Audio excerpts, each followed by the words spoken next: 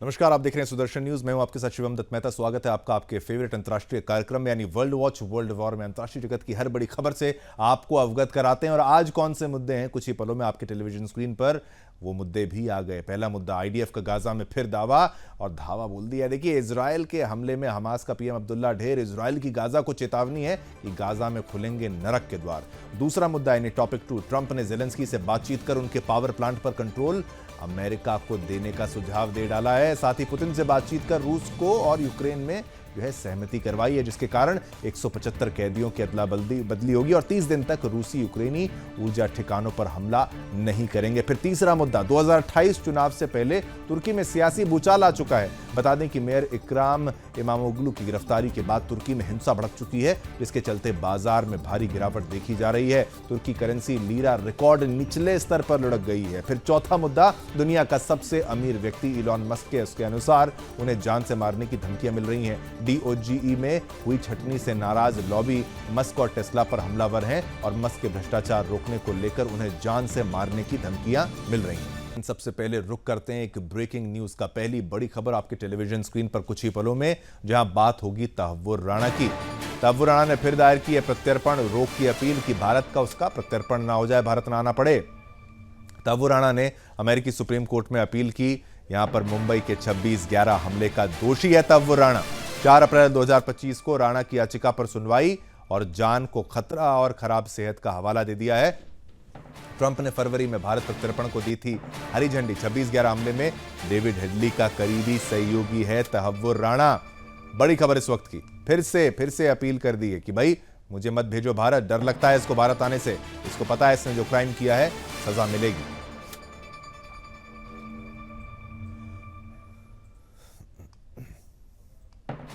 अब आगे बढ़ेंगे, अगली खबर का रुख करेंगे। देखिए, आईडीएफ ने गाजा पट्टी के सेंट्रल और साउथ हिस्सों में एक बार फिर से टैंक उतारकर जमीनी हमले शुरू कर दिए हैं। आईडीएफ का उद्देश्य नॉर्थ और साउथ गाजा के बीच एक बफर जोन बनाना और इजराइल बॉर्डर से सटे सिक्योरिटी जोन का विस्तार करना है। आईडीएफ की 252वीं डिवीजन ने नेजारिम कॉरिडोर में प्रवेश कर लिया है और आधे से ज्यादा इलाके पर कब्जा भी कर लिया है। नेजारिम कॉरिडोर नॉर्थ और साउथ गाजा को अलग करने वाला अहम क्षेत्र है। इजराइल ने बड़ी कार्रवाई करते हुए गाजा में हमास के प्रधानमंत्री इस्साम दिब अब्दुल्ला अल दालीस को जो है मार गिराया है। आईडीएफ ने बीते बुधवार को अब्दुल्ला की मौत की पुष्टि की। अब्दुल्ला ने जुलाई 2024 में रूही मुश्ताहा की मौत के बाद हमास की सत्ता संभाली थी। वो गाजा में हमास की सरकार चलाने के साथ संगठन और लड़ाकों की गतिविधियों की जिम्मेदारी भी निभा रहा था।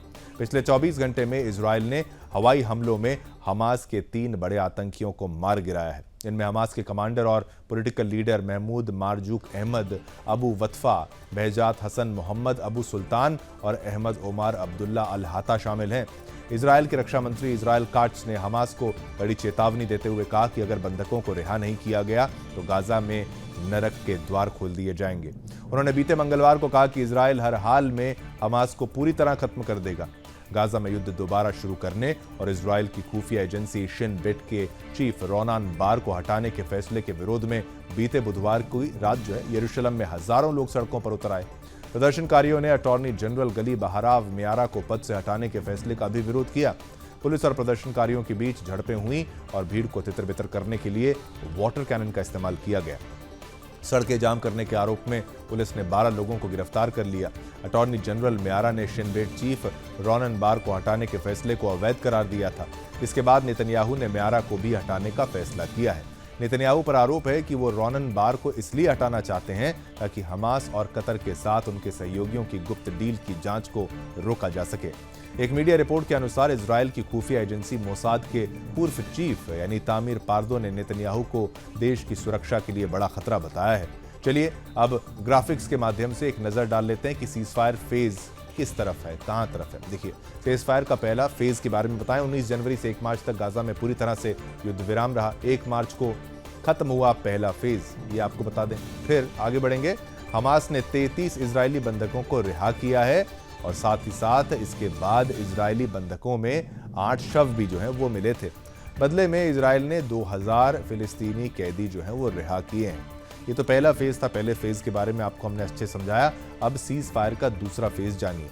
60 बंधकों की रिहाई, ये खबर है इसमें, और युद्ध खत्म करने पर चर्चा होनी थी, लेकिन अब तक बातचीत शुरू नहीं हो सकी है, ये बात है इसमें। और हमास के पास 24 जिंदा बंधक और 35 के शव मौजूद हैं और इजराइल 1000 फिलिस्तीनी कैदियों को रिहा करेगा, ये बात भी सामने आ रही है। इनमें लगभग 190 कैदी 15 साल से ज्यादा समय से सजा काट रहे हैं।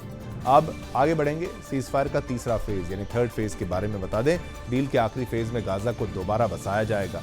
इसमें 3 से 5 साल का समय लगेगा। हमास के कब्जे में मारे गए बंधकों के शव भी इजराइल को सौंपे जाएंगे। तो देखिए, वहीं 15 महीने के इस विनाशकारी युद्ध में गाजा 90% बर्बाद हो गया है। इसे भी ग्राफिक्स के माध्यम से जरा समझते हैं, जानते हैं कितना बर्बाद हुआ है गाजा। तो 15 महीने का युद्ध, 90% गाजा बर्बाद। कैसे बर्बाद, वो जानिए। 7 अक्टूबर 2023 को हमास का इजराइल पर हमला हुआ, वो आपने देखा, आपको सुदर्शन न्यूज पर भी कंटिन्यूसली हमने दिखाया, लगातार दिखाया। हमास ने 1139 लोगों को मारा, 251 को अगवा किया, ये भी आपको हमने बताया। इजराइल के पलटवार में 46,000 से ज्यादा की मौत हुई है। ये गाजा की आबादी का 2% है, यानी 2% है। 50,000 बच्चे गंभीर कुपोषण का शिकार हैं, ये भी आपको बता दें कि भाई वहां पर बच्चों क्या हाल है। गाजा का हेल्थ सिस्टम पूरी तरह से बेकार हो चुका है, ध्वस्त हो चुका है। अब देखिए, हमास ने इजराइल के हवाई हमलों को सीज फायर का उल्लंघन बताते हुए धमकी दी है कि इससे उसकी कैद में मौजूद इजरायली बंधकों की जान खतरे में पड़ गई है। हमास ने आरोप लगाया है कि इजराइल ने बिना किसी उकसावे के हमले किए हैं। पिछले 2 हफ्तों से इजराइल ने गाजा में भोजन, दवाइयों, ईंधन और अन्य जरूरी सप्लाई को रोक दिया है। इजराइल ने हमास से सीजफायर समझौते में बदलाव की मांग की है। इसे लेकर दोनों पक्षों के बीच गतिरोध बना हुआ है।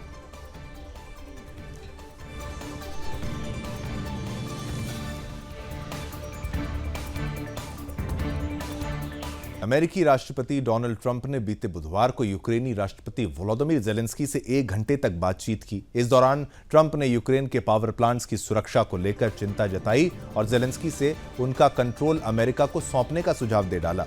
अमेरिकी विदेश मंत्री और एनएसए ने बयान जारी कर बताया कि व्हाइट हाउस का मानना है कि पावर प्लांट्स की सुरक्षा के लिए उनका संचालन अमेरिका के हाथ में होना जरूरी है, ताकि रूस द्वारा किसी भी संभावित हमले को रोका जा सके। ज़ेलेंस्की ने इस बात की जानकारी एक्स पर देते हुए लिखा, वो भी हम आपको स्क्रोल के माध्यम से बताते हैं। क्या कहा है उन्होंने, क्या बोला है उन्होंने लिखा है, उन्होंने बोला है कि मैंने युद्ध खत्म करने की दिशा में पहले कदम के तौर पर ऊर्जा और अन्य इंफ्रास्ट्रक्चर पर हमला न करने का समर्थन किया। हम इसे लागू करने के लिए तैयार हैं। अपनी टीम को आंशिक सीजफायर लागू करने और अन्य तकनीकी मुद्दों को हल करने का निर्देश दिया है। यूक्रेन अमेरिका कोऑर्डिनेशन बनाए रखने के लिए सऊदी अरब में मिलने को तैयार है। एक दिन पहले ट्रंप ने रूस यूक्रेन युद्ध को रोकने के लिए रूसी राष्ट्रपति व्लादिमीर पुतिन से भी फोन पर बात की थी। ट्रंप पुतिन की बातचीत में एक महत्वपूर्ण सहमति बनी है। पुतिन ने अगले 30 दिनों तक यूक्रेनी ऊर्जा ठिकानों पर हमला नहीं करने पर सहमति जताई है, लेकिन शर्त रखी है कि इस दौरान यूक्रेन भी रूस के ऊर्जा ठिकानों पर कोई हमला नहीं करेगा। अब एक मीडिया रिपोर्ट्स के अनुसार सीजफायर के दौरान ब्लैक सी में जहाजों की सुरक्षा को लेकर भी दोनों देशों के बीच बातचीत होगी। हालांकि रूस ने साफ किया है कि वो इस दौरान यूक्रेनी सैन्य ठिकानों और शहरों पर हमले जारी रख सकता है। ट्रंप और ज़ेलेंस्की की बातचीत से पहले यूक्रेनी राष्ट्रपति ने बताया कि बीते बुधवार को रूस और यूक्रेन के बीच 175 कैदियों की अदला बदली हुई है। इसके अलावा रूस ने गंभीर रूप से घायल 22 यूक्रेनी सैनिकों को भी रिहा किया है। बातचीत के बाद ट्रंप ने कहा, हम सही रास्ते पर हैं। हमारी ज्यादातर चर्चा कल पुतिन से हुई बातचीत के इर्द गिर्द रही। अमेरिकी विदेश मंत्री मार्को रूबियो और राष्ट्रीय सुरक्षा सलाहकार माइकल वॉल्ट्स ने इस बातचीत की पूरी जानकारी दी। रूस ने सीजफायर की शर्त के तौर पर कहा कि 30 दिनों तक यूक्रेन में सेनाओं की गतिविधि पूरी तरह बंद रहे। इसके अलावा ब्लैक सी में जहाजों की सुरक्षा और रूस यूक्रेन सीमा पर सैनिकों की तैनाती को लेकर भी बातचीत शुरू हुई है। अब ग्राफिक्स में और भी आपको बताएं कि यूक्रेन युद्ध पर रूस अमेरिका की 2 महीने में 4 बार बातचीत हुई है। अब 12 फरवरी ट्रंप और पुतिन ने फोन पर बातचीत की है। फिर 27 फरवरी को इस्तांबुल में अमेरिका और रूसी डिप्लोमैट्स की बैठक हुई है और 13 मार्च को ट्रंप के विशेष प्रतिनिधि स्टीव विटकॉफ की पुतिन से मुलाकात हुई है और 18 मार्च को ट्रंप और पुतिन ने सीजफायर पर 90 मिनट जो है बात करी है।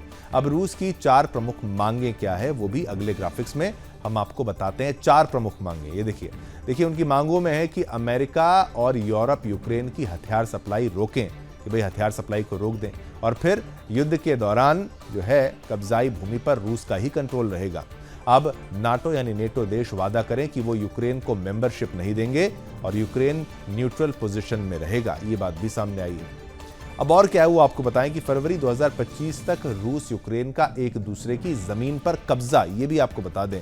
यूक्रेन के इलाकों पर रूस का कंट्रोल, यहां पर लुहांस्क, दोनेत्स्क, ज़ेपोरिजिया, खारसोन और रूस के इलाके पर यूक्रेन का कंट्रोल कुर्स्क में है। और तो ये महत्वपूर्ण है। दोनों तरफ के ग्राफिक्स आपने देखे। अब आपको बताएं कि यूक्रेन में रूसी सेना के कब्जे की तेजी, लेकिन नवंबर 2024 में 27.94 वर्ग किलोमीटर प्रति दिन ये स्पीड थी उनकी, और फिर दिसंबर 2024 में 18.1 वर्ग किलोमीटर प्रति दिन की रफ्तार से, और फिर जनवरी 2025 में 16.1 वर्ग किलोमीटर प्रति दिन।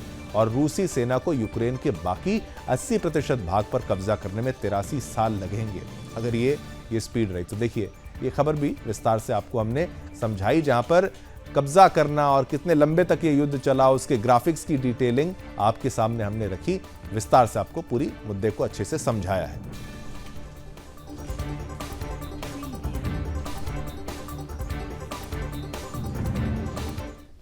आगे बढ़ेंगे, अगली खबर का रुख करेंगे। तुर्की में इस्तांबुल के मेयर और विपक्षी नेता इकराम इमामोग्लू की गिरफ्तारी के बाद देश भर में बड़े पैमाने पर विरोध प्रदर्शन शुरू हो गए हैं।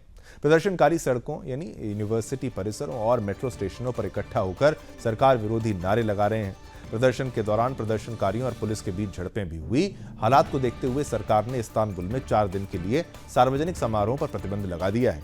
इसके साथ ही कई सड़कों और मेट्रो लाइनों को भी बंद कर दिया गया है। पुलिस ने अब तक 100 से ज्यादा लोगों को हिरासत में लिया है, जिनमें कई विपक्षी नेता और पत्रकार भी शामिल हैं। ये विरोध प्रदर्शन राष्ट्रपति रेसेप तैयप एर्दोगान के 22 साल के शासनकाल में अब तक के सबसे बड़े विरोध प्रदर्शनों में से एक माना जा रहा है। इमामोग्लू की गिरफ्तारी को लेकर जनता में जबरदस्त आक्रोश है और ये विरोध प्रदर्शन धीरे धीरे पूरे देश में फैल रहा है। अब ग्राफिक्स आपको दिखाएंगे कि भाई कौन है इकराम इमामोग्लू, जिसके चलते इतनी हिंसा हो रही है, इतना प्रोटेस्ट हो रहा है। इस्तांबुल के मेयर हैं इकराम इमामोग्लू। जन्म हुआ है 4 जून 1970 त्राबजॉन तुर्की में। शिक्षा इस्तांबुल यूनिवर्सिटी से। राजनीति में आने से पहले रियल एस्टेट सेक्टर से जुड़े हुए थे।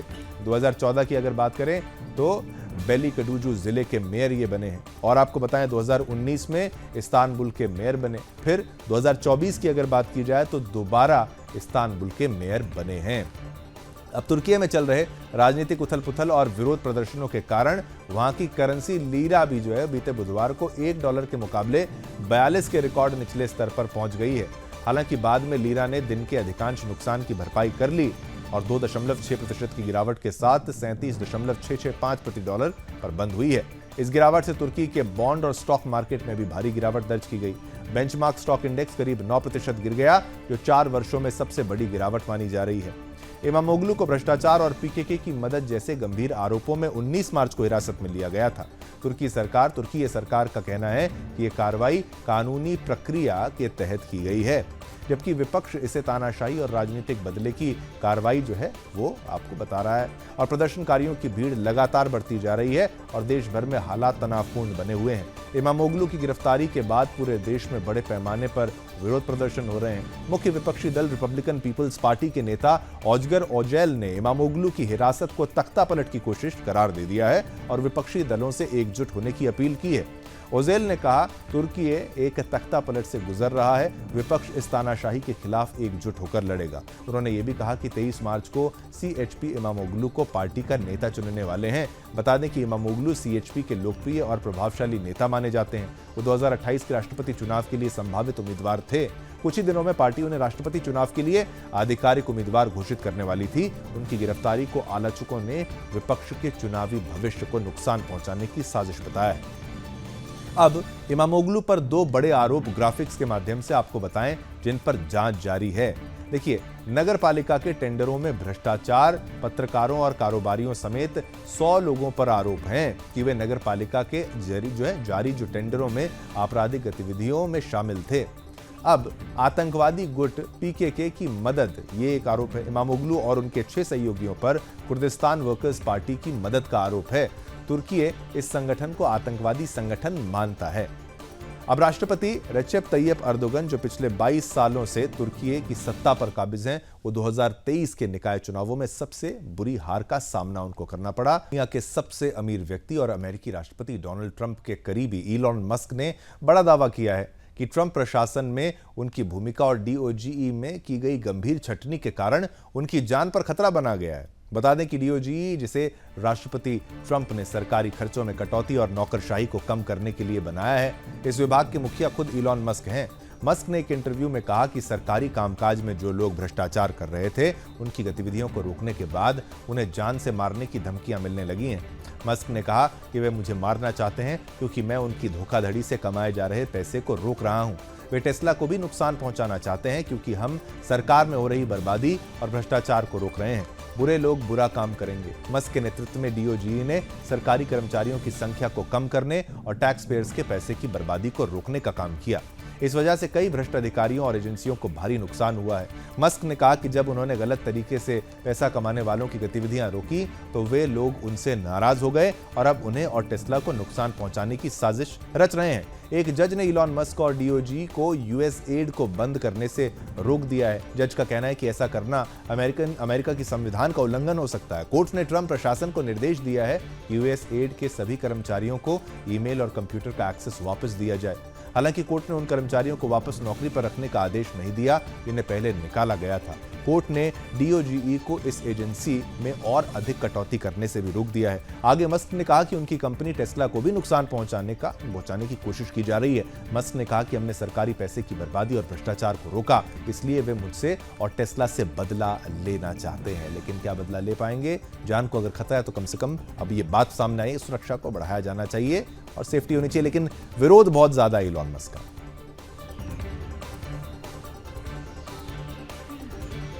देखिए, मस्क को जान से मारने की धमकियों के खुलासे से अब तो देखिए हड़कंप तो मचा है ही है, लेकिन ये अपने बातों के लिए जो है, इलॉन मस्क तो जानते ही हैं, इलॉन मस्क को जो खतरा होता है तो ये बोलते भी बहुत ज़्यादा हैं, अपनी बातों को मुखरता से रखते हैं। अब इसीलिए ये दिक्कत का सामना करते भी हैं और डोनाल्ड ट्रंप इन्हें अब करीबी इनको इस रूप से भी माना जाएगा कि भाई इनको एक ऐसे विभाग का जो प्रभार दिया है कि भाई जहाँ पर छटनी करनी है और छटनी जब करेंगे तो फिर लोगों को अच्छा तो लगेगा ही नहीं और बर्दाश्त तो होगा। तो डिपार्टमेंट ऑफ गवर्नमेंट एफिशिएंसी वाले डिपार्टमेंट का संचालन करते हुए इलॉन मस्क की मुश्किलें बड़ी हैं। वो कह रहे हैं कि नाराज लॉबी मस्क पर हमलावर है।